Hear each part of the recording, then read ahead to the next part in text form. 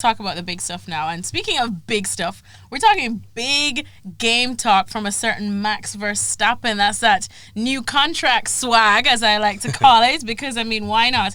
And he is saying that Lewis Hamilton is not God.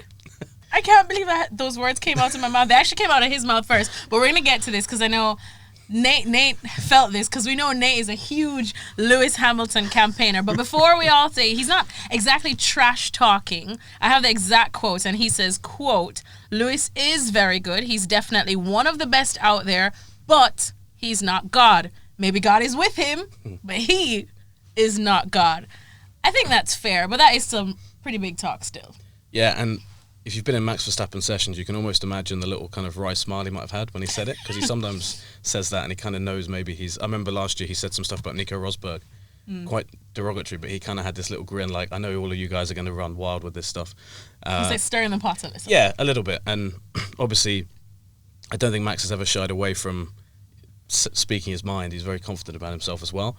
But it's the first kind of indication ahead of this season of him kind of twisting that screw into Lewis a little bit. And as we've seen before, that is usually the best way to beat Lewis, is to kind of get into his head, start to make him maybe doubt himself, maybe, I don't know, just maybe get him overthinking things, which we've seen before. So he's obviously very, very confident. And it's a great quote, actually, to start the season. When I read it, I thought, Lewis Hamilton is not God. Yeah, from my journalistic point of view, I was like, that's a great quote. Fantastic. We haven't even seen a car yet, so good start to the year, Max. Lawrence, what did you think of it when you first saw this quote? Well, we had to change the bio that Nate had written at the start of the year about Lewis Hamilton. Lewis Hamilton, not God. It's like, oh God, he actually turns out he's not God. But I think, so there's two sides to it. One, I think there's a little bit of kind of like, talking it up, and I'm sure Red Bull and Christian Horner probably said beforehand, go on, Max, go and say something just to, get in Lewis's head a little bit. But also, I think it talks a little bit to the frustration that all the top drivers in Formula One always have when they're not in a top car, when they're not in that championship winning car, is that they get overlooked, and people think that Lewis is this outstanding driver that's so much better than the rest of them. But it's his way of saying, actually, no, we're all on a pretty good level.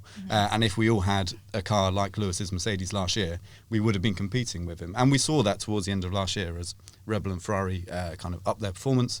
Max was there and he was competing. So I think he's just reminding everyone, I'm on Lewis's level, I'm going to prove it to you guys this year, and I've got the confidence to do it. On Lewis's level, that's a big level to be on, though. And thinking about it as well, the interesting thing I can remember is when Vettel was dominating. I remember Lewis coming out and saying similar things at the time, like, well, we'd all be winning when we had that car. So it speaks to what Lawrence said, like the drivers who are watching another guy winning all these races in a dominant car. Fernando Alonso did it all the time. Daniel Ricciardo said it before. They all they'll always say, well, yeah, Lewis is very, very good, but if I had that car, they all think, well, I'd probably be doing the same, if not a better job. So it kind of goes swings and roundabouts. In 3 years' time, everyone will be saying, Max is good, but he's not God, and whatever. That's where we'll be at.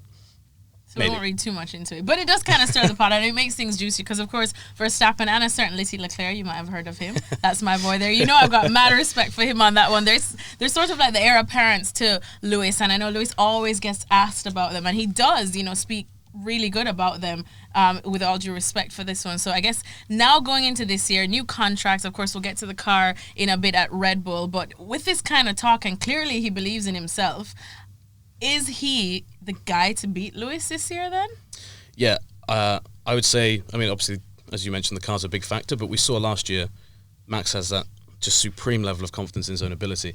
But the thing for me that I think at the moment sets him aside from Leclerc or from any other guy really is that we saw twice last year Verstappen fight Lewis wheel to wheel on track, which in this era you actually don't see that often.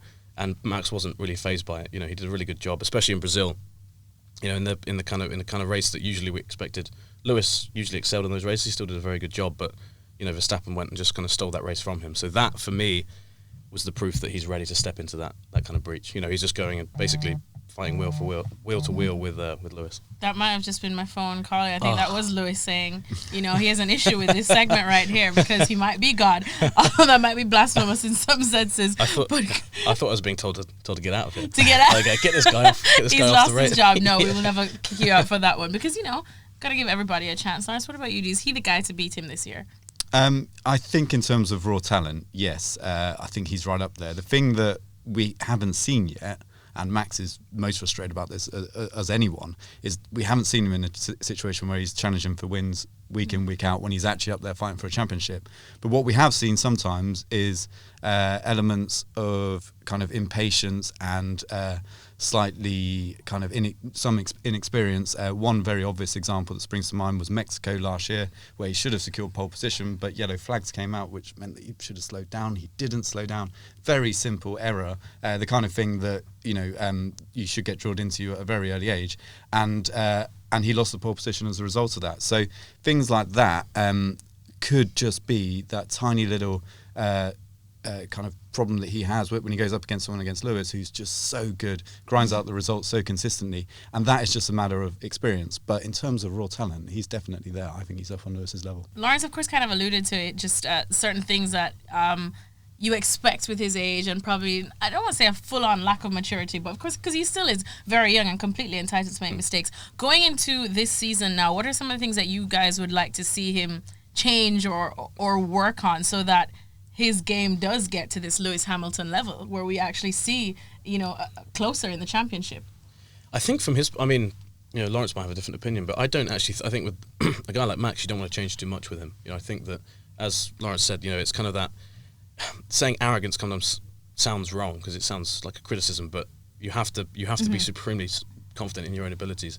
And I think that when Max was struggling for form in 2018, people kept asking Christian Horner, Red Bull's boss, what are you going to change about him? And he kept saying, well, look, he just needs confidence. We don't need to kind of rewrite the rule book with him. So I think from the Max side, I think the main thing is experience, is getting him to a level where he's making less of those mistakes. But the argument could be that once he gets that car in, that he thinks can win him races week after week, that then breeds that confidence and you start winning more races, those mistakes just start to diminish. So from my perspective, I'd kind of just let him go and do his own thing. And maybe occasionally, it's always funny hearing him interact with his race engineer, because his race engineer will always kind of be talking to him a bit like an annoyed parent, but also giving him enough rope that he can do his own thing, but also just about really reminding him that yes, you've got a race to win or you've got a team to drive for.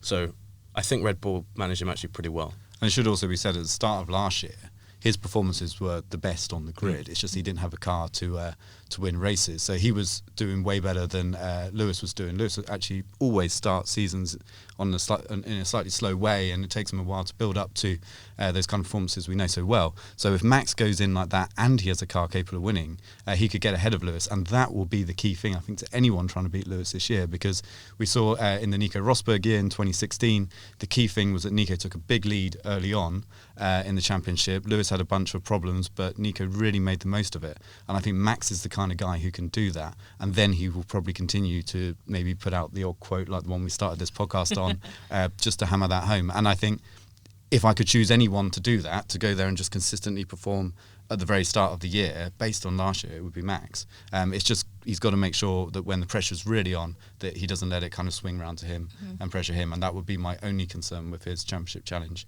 if he gets a car to do it. Thanks for watching ESPN on YouTube, and for more sports highlights and analysis, be sure to download the ESPN app, and for premium content plus live streaming, make sure to subscribe to ESPN Player.